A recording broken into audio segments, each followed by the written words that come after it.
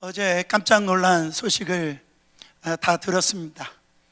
이 미국이 에픽 퓨리라고 하는 이 거대한 분노 작전, 그리고 롤링 이 라이언이라고 하는 이 이스라엘의 포효하는 사자, 이 작전을 통해서 이 알리 하메네이라는 이 통수권자가 사망하는 일이 생겼습니다. 여러분, 이 전쟁이 지금 일어나서 이제 이란이 보복해가지고 지금 이스라엘이나 바레인이나 쿠웨이트나 이런 UAE나 지금 미국 기지를 향해서 지금 미사일을 지금 쏘고 있는 그런 환경 가운데 있습니다. 이 전쟁이 어떻게 흘러갈지는 잘 모르겠지만은 이 전쟁이 임하면은 참 거기에 비참해지고 이루 말할 수 없는 그 참혹한 현실에 놓여진다라는 거예요. 만약에 거기서 이 전쟁에서 진다라고 할 때 그 상황은 이렇게 우리가 눈뜨고 볼 수 없는 그런 환경 가운데 놓여진다라는 겁니다. 영적으로도 이 우리가 볼 때 지금 영적 전쟁 가운데 있다라는 거예요. 여러분, 지상에 있는 교회는 지금 영적인 전투 가운데 있어요. 지금 이 교회는 바로 주님이 이 지상 가운데 완전한 하나님 나라가 도래하기 전까지는 이 교회는 이 영적 전투 가운데 있다라는 거예요. 이 말은 뭡니까? 교회를 공격하는 이 세력들이 있다라는 거예요. 우리는 에베소서 6장에 나오는 것처럼 바로 그 영적인 이 전투를 일으키는 악의 세력들, 이 사단의 세력들이 있다라는 거예요. 근데 문제는 뭐냐면 그 영적 세력이 눈에 보이지가 않는다라는. 여러분, 우리 눈으로 보든지 안 보든지, 우리가 믿든지 안 믿든지, 그 우리가 알지 못하는 이 영적인 세력이 그 능력을 가지고 우리에게 치열한 싸움을 일으키고 있다라는 거예요. 사랑하는 성도 여러분, 이 목사님 지금 어느 지금 과학적으로도 이렇게 엄청나게 발전한 이 세계에 무슨 그런 세력들이, 어둠의 세력들이, 귀신들이 있습니까? 여러분, 이 생각으로 인해서 얼마나 많은 그 영적 이 전쟁의 안일함을 가져가지고요, 그 영적 전투에서 실패하는 신앙인들이 참 많아요. 물론 모든 것이 사탄입니다, 귀신입니다, 이렇게 얘기하는 것도 문제가 있지만은 그 영적인 보이지 않는 이 세계에 대해서 무지해가지고 거기에서 신앙생활에 실패하는 분들이 많이 있다라는 거예요. 그래서 오늘 성경 말씀에 바로 시작하기 전에 24절 말씀에 보면 우리 주님이 이렇게 말씀하십니다. 그러므로 이르시기를 잠자는 자여 깨어서 죽은 자들 가운데서 일어나라. 그리스도께서 너에게 비추시리라 하셨느니라. 영적 세계에 지금 어마어마한 그 전쟁, 바로 전투가 벌어지고 있는 것을 모르고 혹은 별거 아니다라고 치부하지 말고 그 상태에서 잠자지 말고 깨어서 일어나라는 거예요. 깨어나라는 거예요. 그래서 싸울 준비를 하라고 성경은 지금 말씀하고 있어요. 여러분, 오늘 말씀 그 이후에 보면은 그 영적 전쟁의 타겟이 나옵니다. 타겟이 쭉 나오는데 그게 아내가 되어지고, 그게 남편들이 되어지고, 그게 부모들이 되어지고, 그게 자녀들이 되어지고, 그게 상전들이 되어지고, 그게 종들이 되어진다라는, 일일이 그 타겟들을 다 얘기하는데, 이건 뭐를 의미하냐면 우리하고 교제를 나누고 있는, 가깝게 살아가는 현장 가운데 교제를 나누고 있는 그 사람에게 지금 영적인 전투가 이루어지고 있다라는 거예요. 그러니까 잠자지 말고 깨어 전투에 싸우라고 얘기하는 거예요. 여러분, 지금 아이들이 세상 가운데서 영적 전투가 일어나고 있는데 부모들이 지금 잠자고 있으면 어떻게 되냐라는 거예요. 지금 남편과 아내가 그런 영적 전투에 노출되어져 있는데 믿을 수 있으세요? 이 싸움에서 잠자고 있으면은 어떻게 되냐 말이죠. 교회도 마찬가지입니다. 이 목회자가 잠자고 이 성도들이 지금 치열한 삶의 터전에서 교회 올 때 보면은 다 아무 문제가 없는 것처럼, 할렐루야, 그렇게 온 게 아니잖아요. 이루 말할 수 없는 가정 가운데 삶의 현장에서 얼마나 많은 알든지 모르든지 그런 치열한 영적 전투 가운데 있는데 목회자가 잠자고 기도하고 있지 않으면 어떻게 되냐라는 거예요. 이 음성이 여러분 안에 들리시기를 예수 그리스도 이름으로 축원합니다. 잠자고 있으면 안 돼요. 지금 이 시간에 사랑하는 성도 여러분, 우리가 이 어둠 가운데 주님께서 뭐라고 말씀하십니까? 거기에서 잠자고 있으면 안 된다. 그래서 영적 전투가 있는데 그 임전태세라고 그러잖아요. 그 전쟁에 나가기 전에 이 태도, 자세, 준비가 중요하다라는 거죠. 오늘 말씀에 그 전쟁에 임하는 그 태도에 대해서 어떤 태도를 가져야 되느냐, 어떤 자세를 가져야 되느냐에 대해서 분명하게 말씀하세요. 단 한 가지로 말씀하고 있어요. 그게 15절입니다. 같이 읽어보세요. 그런즉 너희가 어떻게 행할지를 자세히 주의하여 지혜 없는 자같이 하지 말고 오직 지혜 있는 자같이 하여. 그 영적 전쟁에 임하는 자세가 뭐냐면 자세히 주의해서 지혜 있는 자처럼 서라는 거예요. 지혜가 있어야 된다라는 겁니다. 여러분, 이 지혜가 너무너무 중요합니다. 성경에서 이 특히 말세의 이 지혜라고 얘기할 때는 어떤 능력을 의미하냐면 분별력을 의미해요. 분별력, the ability to tell the difference. 그러니까 다름을 지금 다 이렇게 비슷하게 보여요. 이게 구분이 잘 안 되는 거예요. 근데 지금 그 분명하게 가릴 수 있는 능력, 그 분별력, 로마서에서는 하나님의 선하시고 기뻐하시고 온전한 뜻이 어떻게 해라? 분별하라고 그랬어요.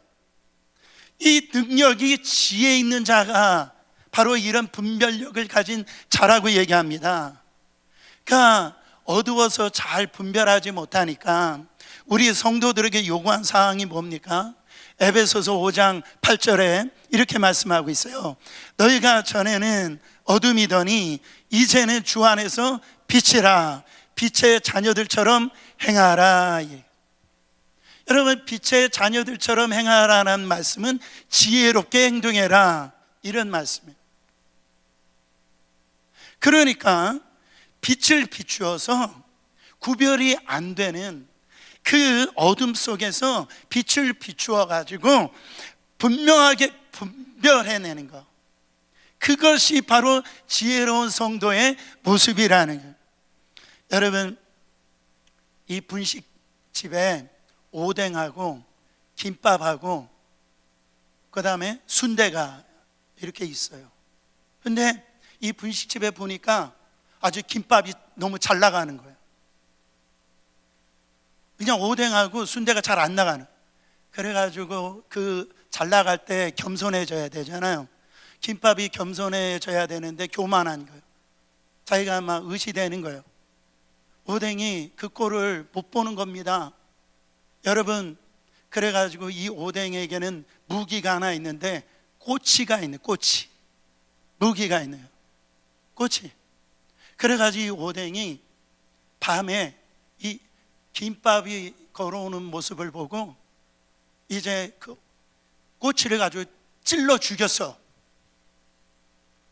그래서 이 완벽하게 이 오뎅이 이제 끝장냈다고 생각했는데 아침에 이제 자기 세상인 줄 알고 보니까 저기에서 김밥이 걸어오고 있는 거예요.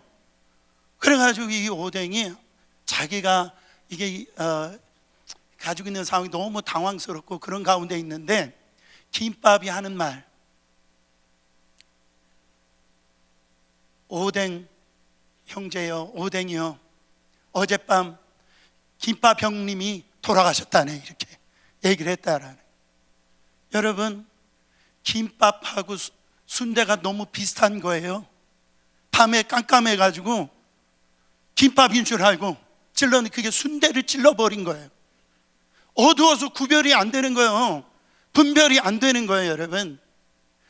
여러분, 그래서 빛을 비추라는 거예요. 분별하라는 거예요. 무엇이 옳고 무엇이 그른지, 이게 하나님이 선하신 것인지 기뻐하시는 것인지 하나님의 뜻에 온전하신 것인지 그냥 살지 말고 빛을 비추라는 거예요. 분별하면서 살라라는 거예요. 여러분, 지금이 어느 때입니까? 이것을 알고 여러분 사는 것이 굉장히 중요합니다. 예수님께서 친히 말씀하시기를 지금 이 시대가 노아의 시대라고 진단하셨어요. 그래서 마태복음 24장 38절부터 39절 이런 말씀을 하셨어요. 홍수전에 노아가 방주에 들어가던 날까지 사람들이 먹고 마시고 장가들고 시집가고 있으면서 홍수가 나서 그들을 다 멸하기까지 깨닫지 못하였으니 인자의 임함도 이와 같으리라. 여러분, 주님이 친히 말씀하신 거예요. 지금 먹고 마시고 시집가고 장가가는 지금 홍수의 때가 오고 있는데 그걸 알지 못하고 그렇게 살았다라는. 여러분, 이게 그 당시에 이게 시집가고 장가가고 결혼하지 말라라는 거예요? 그게 잘못됐다라는 거예요? 그게 아니에요. 지금 타락했다라는 거예요. 불륜하고 있다라는 거예요. 거기에서 세상에 취해가지고 쾌락적이고 정욕적인 세상 속에 파묻혀 그렇게 그냥 분별하지 못하고 그렇게 살았다라. 어느 때까지? 홍수가 임하여서 멸망할 때까지 정신을 못 차리고 있다라는. 주님 오실 임할 때도 똑같다라는 거예요. 그 말씀을 하는 거예요. 인자의 임함도 그때 이와 같은 일들이 일어난다라는 거예요. 사랑하는 성도 여러분, 성적으로 타락하는 시대에 세상에 다른 사람들은 정말로 다 의롭지 못하고 방황하는 그 시대에 노아 한 사람만큼은 의로운 자가 되어서 시대적인 분별력을 가지고 하나님의 말씀에 순종하면서 그렇게 구별되게 살았더라는 거죠. 여러분, 여기에서 지혜롭다라는 이 질문에 대해 있어서 성경은 얘기합니다. 노아는 그렇게 준비를 했는데 너희들은 준비가 되어져 있냐라는 거예요. 여러분, 준비가 되어 있으세요? 오늘 여러분 빛을 비추고 여러분 안에 있는 그 어둠의 세력 가운데 이 영적 전투가 있음을 깨닫고 지혜로운 자가 되시기를 축원합니다. 그러면 구체적으로 지혜로운 자가 누구냐? 영적 전투에 임하는 그 자세에 있는 사람이 지혜로운 자인데 구체적으로 두 가지로 설명을 하고 있어. 첫 번째로 세월을 아끼는 자. 지혜로운 자는 세월을 아끼는 자고, 두 번째로는 성령 충만한 자라는. 여러분, 첫 번째 5장 16절에 세월을 아끼라, 때가 악하니라 그랬어. 그러니까 지혜로운 사람하고 지혜롭지 않는 사람하고의 차이가 뭐냐면 시간 바로 사용에 있다라는 거. 지혜로운 사람들은 이 시간을 잘 활용을 하고, 지혜롭지 못한 사람들은 시간 활용을 잘하지 못한다라는 거. 여러분, 사람들은 다 돈을 아까워합니다. 돈을 아까워요. 근데 시간을 아까워하지 않아요. 시간을 함부로 사용한다라는 거. 이 시간이 무한대에 있는 줄 알고 시간을 함부로 사용한다는, 그게 지혜롭지 못하다라는 거예요. 근데 오늘 말씀해 보면 성경은 이렇게 얘기하고 있어요. 세월을 아끼라, 때가 악하니라. 여러분, 이 말이 좀 부자연스럽잖아요. 세월을 아끼라, 시간이 한계가 있느니라. 이렇게 얘기하면 자연스러울 텐데 세월을 아끼라 때가 악하니라 이렇게 말씀하고 있다라는 거예요. 그 유진 피터스 목사님이 이 부분에 대해서 이렇게 해석을 하시더라고요. 세월을 아끼라 지금은 긴박한 때이기 때문이다 이렇게 얘기했어요. 이게 좀 더 우리에게 이해가 되는 것 같아요. 왜 세월을 아끼라고 하는가? 지금 이 시대가 완전히 급변하고 있다라는, 긴박하다라는 거예요. 그래서 우리가 이 시간을 낭비할 그런 그 여유가 우리에게 없다라는 거예요. 여러분, 우리 크리스찬으로서 세월을 아끼는 거, 세상 사람들도요 지금 세월을 참 아끼려고 분초를 나눠가지고 그렇게 자기 하나님을 믿지 않는 사람들도 자기 욕망을 위해서, 자기 성공을 위해서 그렇게 분초를 아끼면서 시간을 아끼거든요. 하물며 여러분, 우리 세상 사람들도 자신의 욕망과 자기 쾌락과 자기 성공을 위해서 분초를 아끼면서 그렇게 살아가고 있는데, 시간의 창조자이시고 바로 하나님께서 거룩하게 우리를 불러주신 우리가 이 시간을 함부로 사용해서 되겠냐라는 거죠. 시간을 여러분 하나님 앞에 부끄럽지 않게 사용을 해야 된다라는 거예요. 근데 이 세월을 아끼란 말을 제 묵상을 좀 해봤어요. 그러면 어떤 의미인가? 제가 두 가지로 여러분들에게 적용하기를 원합니다. 세월을 아끼라, 첫 번째, 중요한 것부터 하라는 거예요. 중요한 것부터. 사람들은요 급한 것을 먼저 하려고 그래요. 발등에 불이 떨어졌으니까 이 발등에 있는 불을 먼저 끄는 것을 이렇게 하는데, 성경은 뭐라고 말씀하시냐면은 중요한 것부터 하라는 거예요. 여러분, 영어 성경 ESV 버전을 보면 이렇게 세월을 아끼라는 것을 Making the best use of the time이라고 그렇게 합니다. 그러니까 이 말은 뭐예요? 저도 24시간 있고 여러분들도 24시간이 이 하루가 주어졌잖아요. 이 시간을 베스트 유지하라. 그러니까 가장 시간을 최고로 활용하라는 거예요. 이 시간을 잘 활용하라는 거예요. 그것이 세월을 아끼라는 거예요. 이 원어적으로 보면은 이 세월을 아끼라고 하는 걸 redeem the time이라고 그래요. 시간을 구속해내라는 거죠. 시간을 구원해내라는 거예요. 이 redeem이라고 하는 단어가 명사로 랜섬이라고 하는 단어를 쓰는데, 이 랜섬이라고 하는 단어의 의미가 뭐냐면 이런 의미입니다. 내 자식이, 내 자녀가 지금 유괴범한테 잡혀가 있어요. 그러면 어떻게 해야 돼요? 내 자녀를 구원해내야 되잖아요.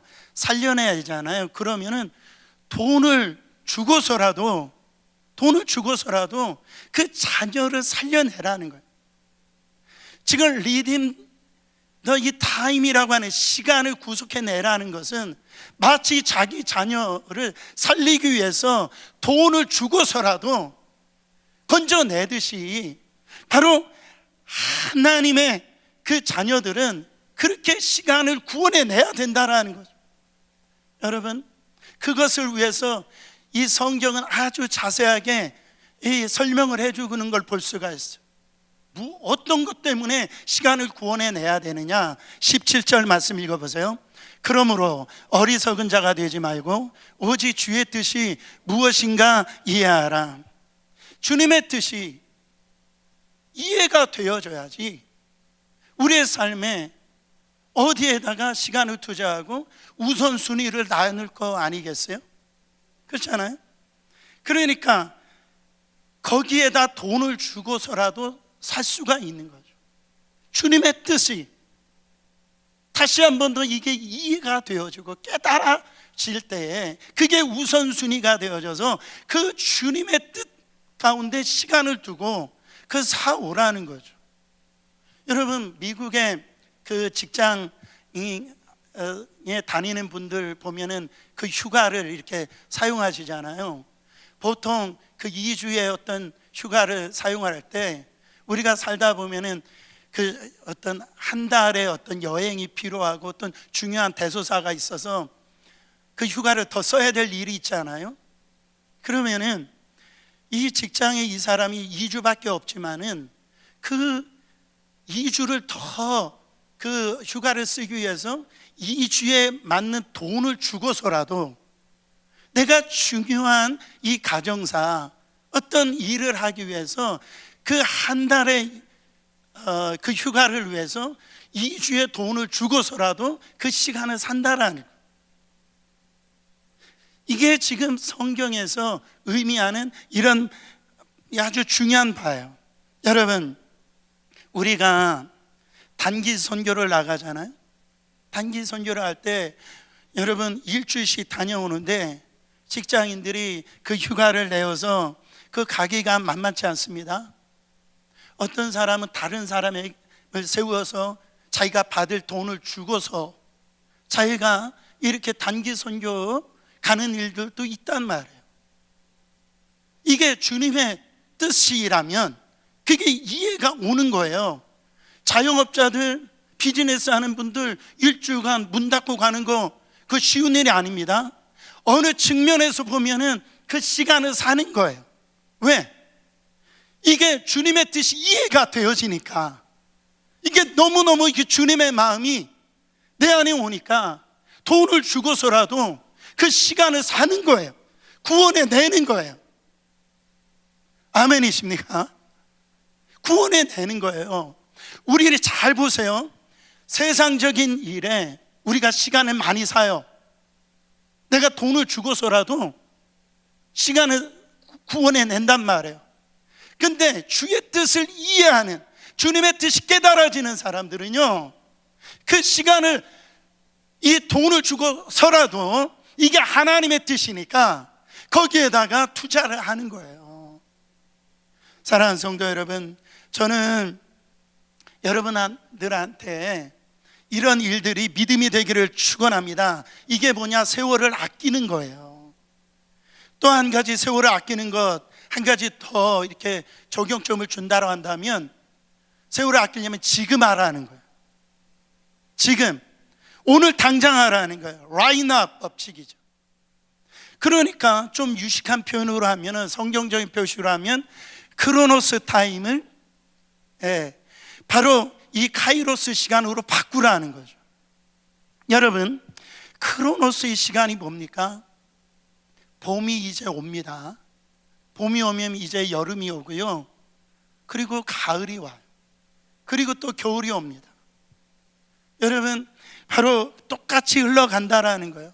그냥 흘러간다라는, 자면서도 흘러가고 밥 먹을 때도 흘러가고 그리고 멍 때릴 때도 이 시간은 그렇게 흘러가는 거예요. 여러분, 그거 아무 일도 안 해도 흘러가는 시간, 저한테도 여러분한테 똑같이 흘러간다라는, 그게 크로노스의 시간. 근데 그 별 의미 없는 시간이지만 그것을 가치 있는 시간으로, 그것을 의미 있는 시간으로, 그것을 바로 감격스러운, 바로 보람 있는 시간은 이게 카이로스 시간이라는. 여러분, 그 카이로스의 시간들이 많이 갖는 분들이 이런 추억이 많아요. 영적으로 보면 간증이 많다라는 거죠.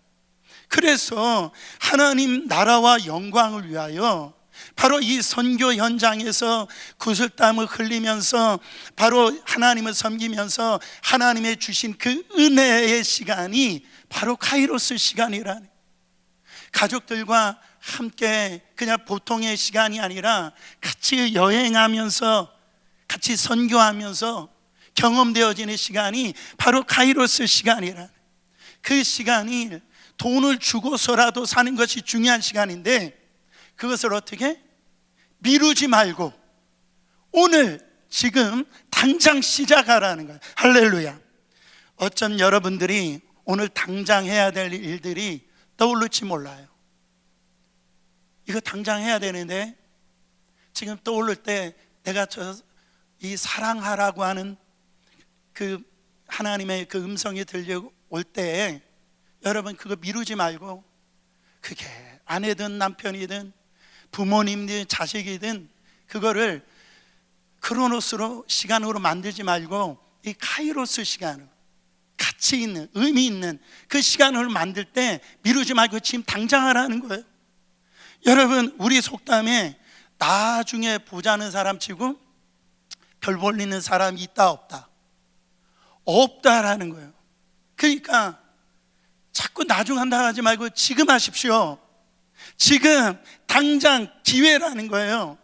뭐 오늘 지금 미루고 있었던 게 있던 거 내일 하시 뭐 그렇게, 여러분 그렇게 하지 말고 지금 세월을 아끼라는 것이 뭡니까? 지금 당장 하라는 거예요.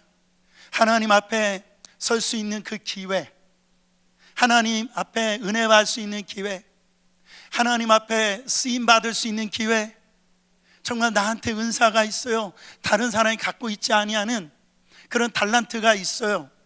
그거 땅에 묻히지 말고 지금은 그거의 땅을 꺼내가지고 그거 사용하라는 거예요. 언제? 지금 당장. 여러분, 우리 찬양하는 우리 찬양팀들 지금 찬양하는 것이 더 의미가 있는 거지, 그걸 나중에 내가 이 목소리를 나중 사용해야지 의미 없다라는 거예요. 사랑하는 성도 여러분, 왜냐하면 지금이야말로 성경에서 이 얘기하기를 지금이야말로 구원의 날이라고 그랬어요. 고린도후서 6장 2절 말씀 보세요. 이르시되 내가 은혜 베풀 때에 너희가 듣고 구원의 날에 너를 도왔다 하셨으니 보라 지금은 은혜 받을 만한 때요, 보라 지금은 구원의 날이로다. 하지 않으면, 오늘 하지 아니하면 구원이 없어요. 오늘 은혜 받지 못하면 그 은혜 못 받아요. 지금이 은혜 받을 때예요. 지금이 구원 받을 때예요. 할렐루야. 우리 정말 말씀하고 있습니다. 어떤 자가 지혜로운 자냐? 세월을 아끼는 자가 지혜로운 자인데, 급한 일부터 하지 말고 중요한 것부터 해라. 하나님의 뜻이 이해가 되어지는, 내 안에 그게 정말로 무겁게 다가오는 그 일부터 해라. 그리고 그걸 미루지 말고 지금 하라는, 당장 하라는 거예요. 그런 사람이 영적 전투에 나가는 자세가 되어 있는 분이라는 거예요. 두 번째로 오늘 지혜는 성령 충만함을 받으라는 겁니다. 자, 18절에 보면 술 취하지 말라, 이는 방탕한 것이니 오직 성령으로 충만함을 받으라. 여러분, 성령 충만함이 이 대조시키는 게 술 취하지 말라라는, 이 술 취하지 말라라는 걸 큰 의미로 보면은 세상에 취하지 말라라는 거죠. 세상 정욕 가운데 유행이나 세상의 어떤 부질없는 그런 지식이나 그 가치가 거기에다가 취하지 말라라는, 성령 충만하는 게 어떤 의미입니까? 바로 예수 충만이죠. 성령 내 안에 예수 그리스도를 증거하는 그 영이 내 안에 오면은, 그게 사로잡혀지면은요, 주 예수보다 귀한 것이 없네, 이렇게 되어져. 그러니까 세상의 어떤 가치가 내 안에 들어올 수가 없는 거예요. 세상의 어떤 물질이나 나의 어떤 욕망이 자리 잡을 수가 없는 거예요. 왜? 예수의 영이 나를 사로잡으니까, 그 예수의 영이 나를 압도하니까, 여러분 거기에 성령으로 충만하니까 세상에 취하지 않는 겁니다. 여러분, 성령 충만함을 우리는 무슨 신비로운 어떤 기적, 물론 그런 게 있어요, 없다라는 게 아니에요. 그래가지고 성령 받았다면 뭐 난리법석치고 뭐 그렇게 하는데, 성령 충만함을 어떻게 하냐면 이 술 취한 것과 반대되는 개념을 쓰고 있어요. 여러분, 술 취하면 인사불성이 일어납니다. 근데 성령이 충만하면 어떻게 되어지느냐? 정신이 온전해져요. 그래 집중력이 생겨요. 아까 얘기했던 분별력이 생겨요. 성령 충만하면 계획이 있어요. 성령 충만하면 내 안에 절제가 일어난다. 바로 술 취하는 것은 오늘 성경이 방탕한 것이니 그랬어요. 방탕을 드파철이라고 하는 이 낭비하다라는 의미로 쓰잖아요. 낭비가 뭡니까? 그냥 흘려보내는 거예요. 흘려보내는 거. 없는 게 아닌데 있는 건데 그거를 그냥 흘려보내는 거예요. 여기에다도 흘려보내고 저기에다도 흘려보내고 여기 붓고 저기 붓고 갈팡질팡. 그래가지고 하나님이 안 주신 게 아니에요. 그냥 흘려보내는 거. 그게 방탕하는 거라.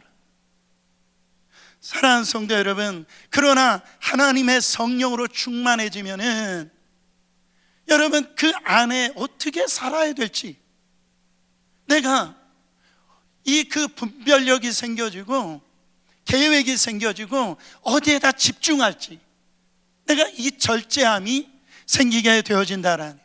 그럼 오늘 보면 성령 충만한 모습이 세 가지로 이렇게 나오거든요.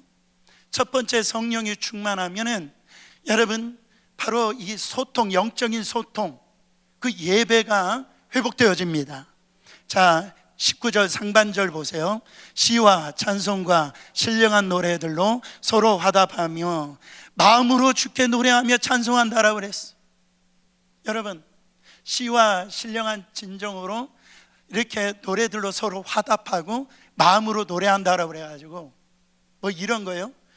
아침에 일어나니까 내가 오페라 가수가 돼가지고 장로님, 뭐 집사님, 할렐루야, 뭐 이런 거를 얘기하는 거예요. 지금 그 얘기가 아닌 게 아니에요.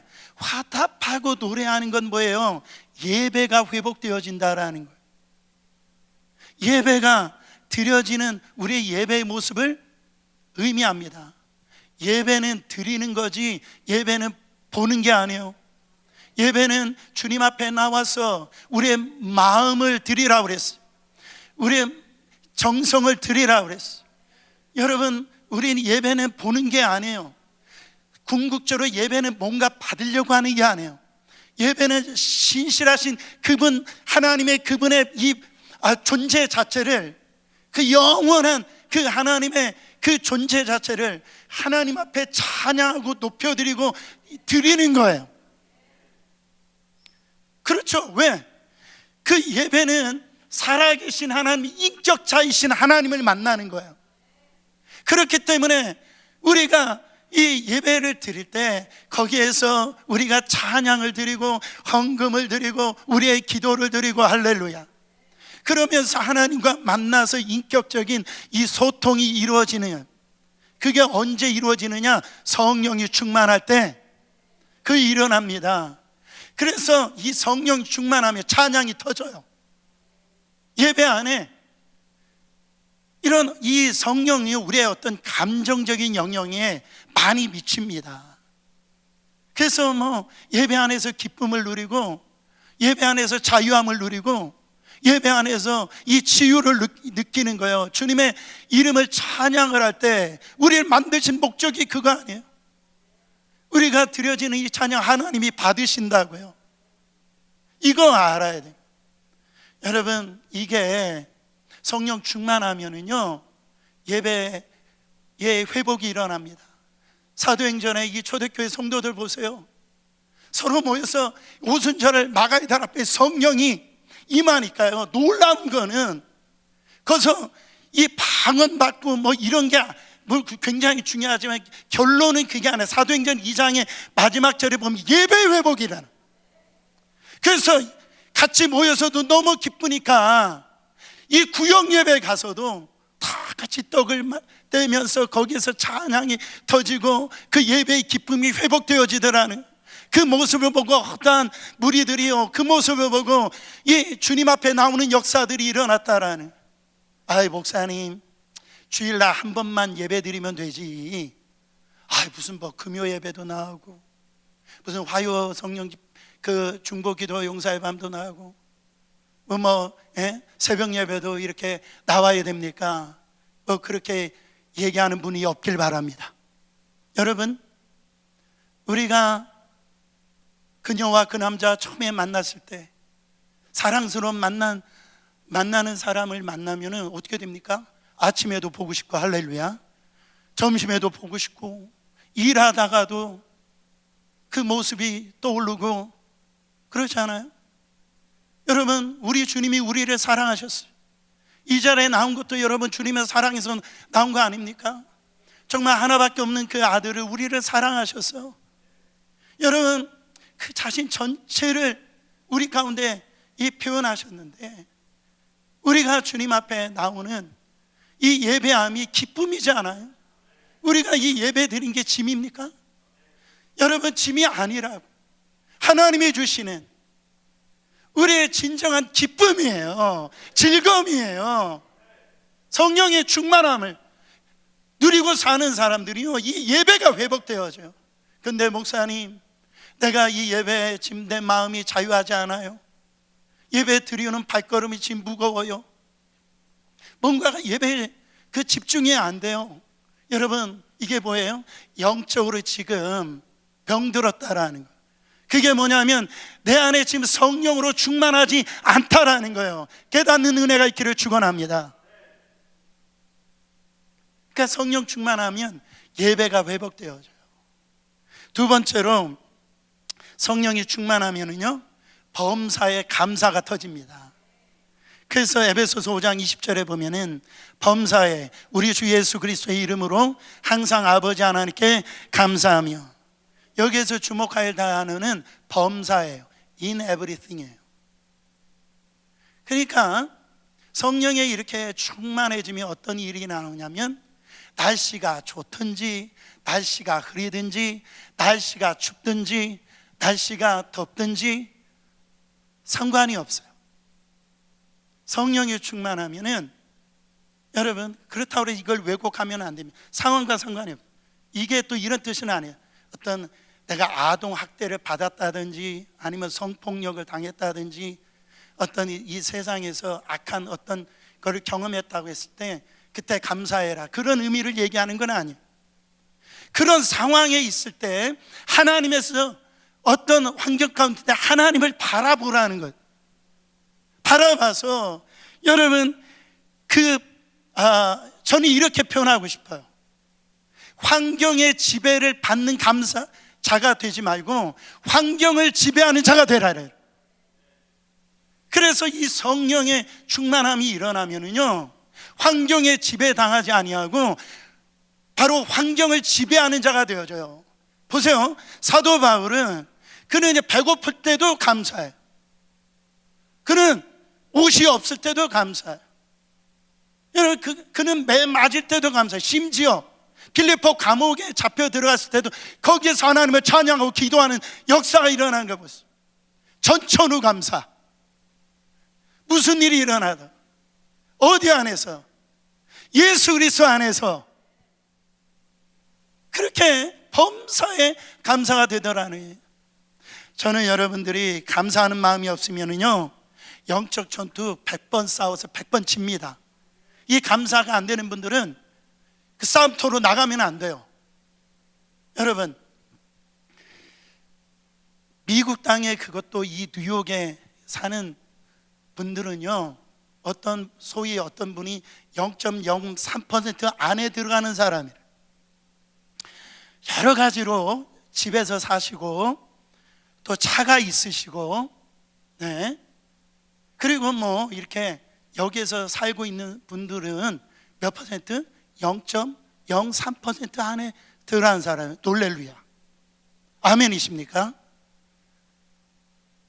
이게 우리가 얼마나 많은 지금 축복을 누리고 있는지 몰라요. 그리고 어쨌든 우리가 어린 양교회에서 이렇게 찬양하고 하나님 부르심 앞에서 이렇게 예배드릴 수 있다라는 것, 얼마나 감사합니까? 할렐루야.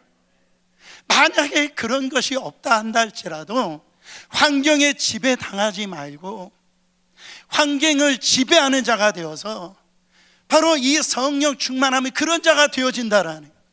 그러면 어떻게 되어져요? 우리가 저 사람 때문에 감사할 수 없다고요?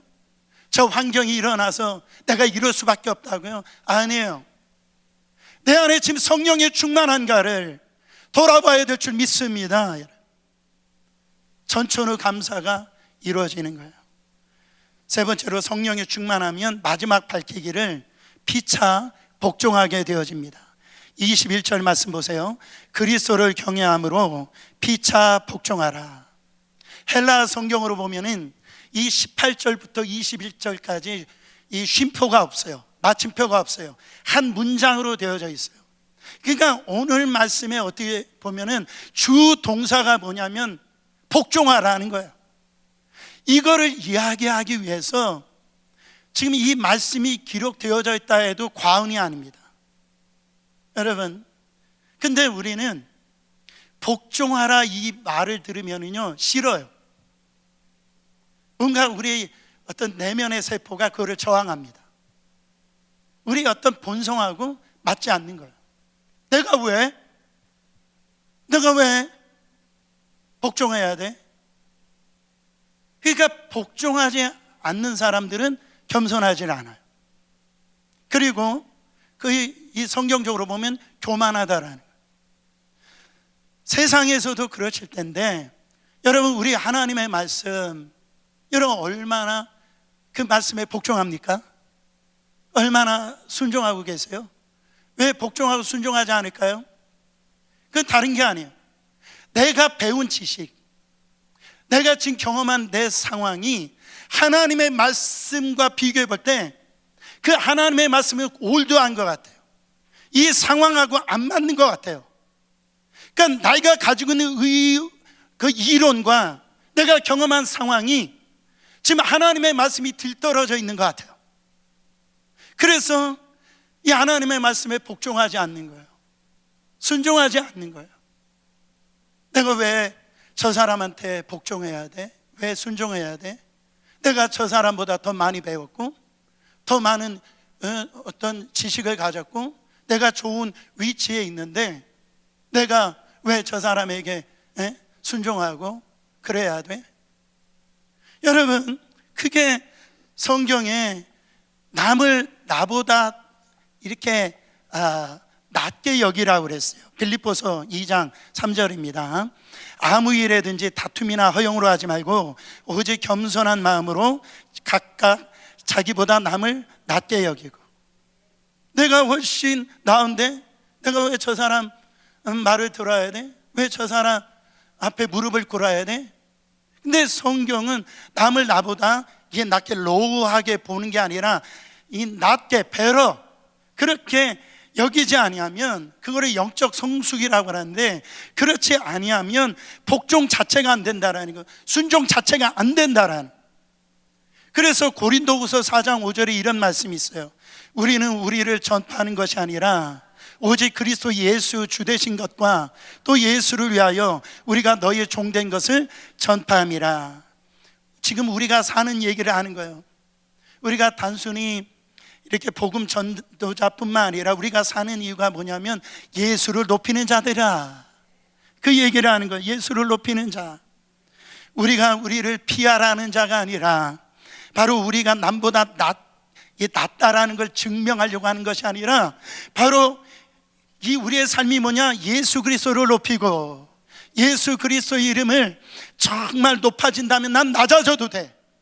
내가 억울해도, 내가 불이익을 당한다 해도 그것이 바로 예수 그리스도를 높이는 일이 난다면, 오늘 말씀에 보면은 예수 그리스도를 경외한다라고 한다면, 그게 되어진다라고 한다면 내가 어떤 환경에 있든지 어떤 모욕을 당하든지 어떤 섭섭함을 당한다든지 거기에서 하나님의 말씀에 복종하게 되어지고, 여러분 주님의 말씀에 따르는 자가 되어진다라는 거예요. 사랑하는 성도 여러분, 이 복종하는 것은 영적인 성숙도입니다. 이게 쉬운 일이 아니에요. 그러나 영으로 깊은 가는 사람들은 예수 그리스도를 닮아요. 우리 주님은 정말 하나님과 동등되신 분인데 그 동등됨을 취하지 아니하시고 정말 이 낮고 낮은 땅에, 여러분 주님께서 그 십자가를 지시기 전날 밤에 그 더러운 제자들의 발을 씻기는 걸 보세요. 제자가 그 선생님의 발을 닦아야 되네. 제자 이 발을 닦았다라는 건 뭐냐면 노예들이 하는 일이에요. 철저하게 하나님 말씀에 이 복종하신 분이 우리 예수 그리스도시라는 거예요. 사랑하는 성도 여러분, 우리 정말 인생 다 귀합니다. 그리고 이때는 마지막 때예요. 그때 지혜로운 자가 되어야 돼요. 그냥 막 가는 대로 사시면 안 될 줄 믿습니다. 분별하셔야 돼요. 하나님의 그 선하시고 온전하시고 기뻐하시는 뜻이 무엇인지 그거를 깨달은 사람들은요, 여러분 세월을 아껴야 됩니다. 뭐가 중요한 것인지 그걸 깨닫는 자는 지금 하라는 거예요. 여러분 혹시 그게 오늘 어떤 누군가를 사랑하는 일이라면 그거 하라는 거예요. 이번에 우리가 선교 가는 것도 마찬가지입니다. 할 수 있을 때 그때 지금 하라는 거예요. 여러분 이 세상 영적 전투 가운데 승리하려면 정말 성령 충만해야 됩니다. 우리 인격 가지고 안 돼요. 내 지식 가지고 안 됩니다. 오늘부터 성령 안에서 내가 붙들림 받고 사로잡혔을 때 우리는 이 세상의 영적 전투에서 이것이 준비되어진다면 우리는 승리할 줄 믿습니다.